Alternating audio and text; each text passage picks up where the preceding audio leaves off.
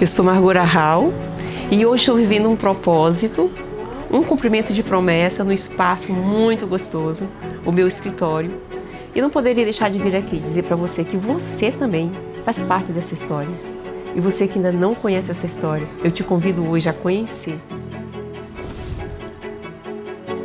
Vocês não estão aqui por acaso. Se tem pessoas que vivem propósito, são vocês.